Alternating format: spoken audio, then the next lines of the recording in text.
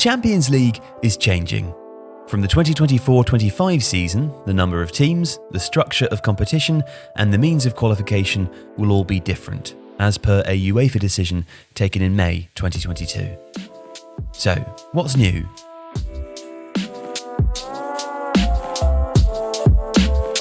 Firstly, the number of teams competing in the competition will increase from 32 to 36, meaning there will now be 189 matches instead of 125.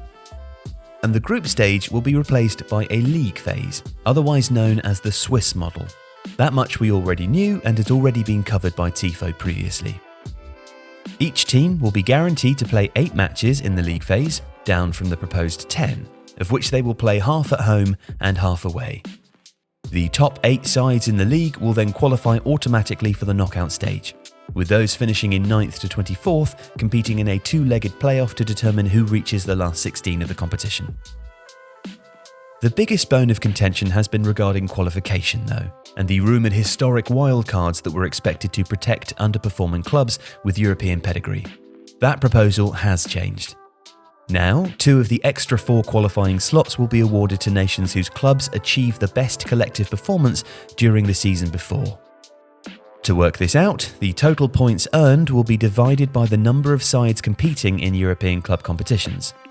This is a notable move away from the heavily criticised plan to employ 5-year historical coefficients. As a working example, if the new rules had been applied to the 2021-22 season, the 2 extra places would have gone to clubs from England and the Netherlands. In 4 of the past 5 campaigns, in fact, a team in the Premier League would have received one of those additional slots.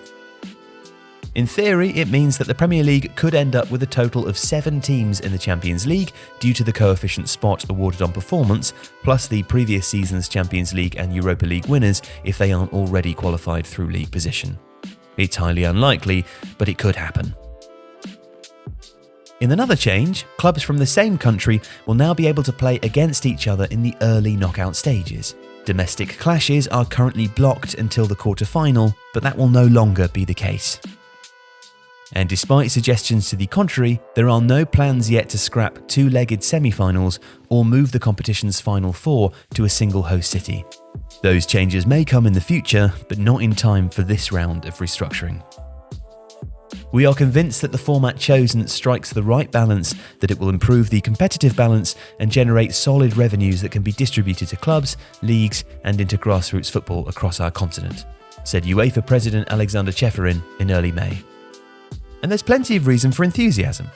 The Premier League will be delighted that they're almost guaranteed to have 5 Champions League places instead of 4. You would also expect Spain, Germany and Italy to be relatively satisfied with the new format, as the second extra spot is likely to end up going to either La Liga, the Bundesliga or Serie A. And having seen a worst-case scenario of historic wildcards, big club greed and the erosion of domestic football calendars avoided, Kevin Miles, Chief Executive of the Footballers Supporters Association, welcomed the decision.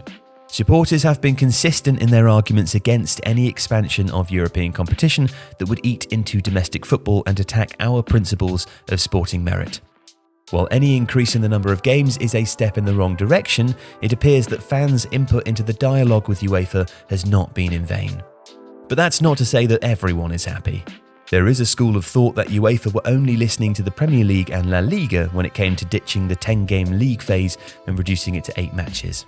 France's Ligue 1 wanted 10 games and not club coefficients. They wrote to UEFA and the European Club Association to say that is why they reduced their domestic league to 18. They anticipated the increase in European games. They also wanted 1 of the 2 extra places to be given to a domestic champion from a mid-sized league and the other one to the 5th biggest league, so it had 4 spots, like the top 4 leagues. At the moment, the 5th best league is Ligue 1. So it essentially boils down to every league being greedy and wanting more. But the new format will offer balance and should encourage teams playing in any of UEFA's 3 club competitions to go as far as possible and earn coefficient points for their country, thereby maximising their own chances of qualification and progress. Whether that will happen, of course, remains to be seen.